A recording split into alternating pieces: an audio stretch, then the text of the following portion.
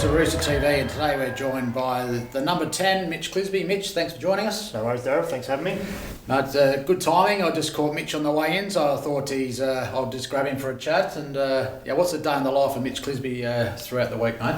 Yeah, it's a little bit different now, given the recent birth of our twin girls, Billy and Isla. They're both doing really well. As you can see, a bit rough, but it's been great. I'm loving every day, and they're keeping us busy. Yep. So I'm guessing life has changed at home as well, and Sarah's doing well? Yeah, Sarah's doing well, recovering well. We're in a nice little routine now. I think that's important with any children, let alone twins. So we've got them in a nice routine, and things are going really well. Yep. And the baby's born, nearly a month ago now, and you got yourself in the Sunday Mail, which copped a bit of grief from the boys. That was a good little photo for you. Yeah, it was. It was a nice little Father's Day gesture, I guess. And the girls made their debut in the paper, but I've copped a bit of crap from the boys, but that's all right. Yeah, and just moving on to the footy, mates. Had a great win on the weekend.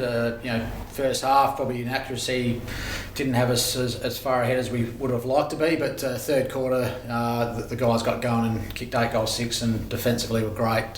Your thoughts on the game in general? Yeah, it's nice to bounce back after a couple of losses, and if we had a kick straight earlier or throughout the game, it might have been a bigger margin, but it was just nice to get back on the winners list and put in a good 4-quarter performance, and it can really springboard us into the next month of footy.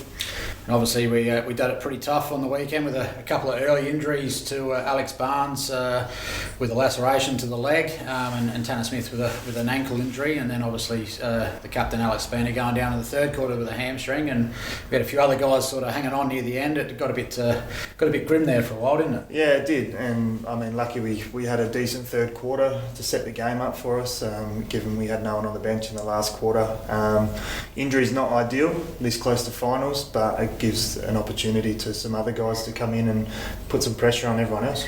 And on your own form, mate, you've been pretty solid and down back and on the wing, and had a really good and important role against the Eagles on James Rowe, who's one of the best small forwards in the comp. How you think you've been going over the last month or so? Yeah, I think my form has been good. I had that little hiccup with the hamstring where I missed 3 weeks, but apart from that, I feel like I'm still contributing. And Rowe's a smart player, nearly leading the Ken Farmer, I think, still. One behind. One or two. Yeah. To get that job and play pretty well was satisfying, and hopefully I can continue my form for the next month. And just a word on a couple of guys, the brothers from Crystal Brook, Campbell and Will Coombe on the weekend. They had a great game. Could have easily been number 1 and 2 on the park for best on. They brought their own little cheer squad along with them. But just a word on those two guys, and they're having a great season. Yeah, they've been pretty handy. Campbell's continued his form, and his brothers come in and played a nice little role forward. Rarely misses in front of the big sticks. So hopefully they can maintain their form going into finals, and we can celebrate the end of the year. Yeah, obviously 9 wins now for the season, and another big game this week against Sturt at Unley. If we can get a win, we can lock the double chance in. What's Serge's message been so far this week? Yeah, as you said, it's pretty important. If we can get the win, it locks in the top 2. I think the message is to keep working hard during the week. Prepare tonight for a really strong session.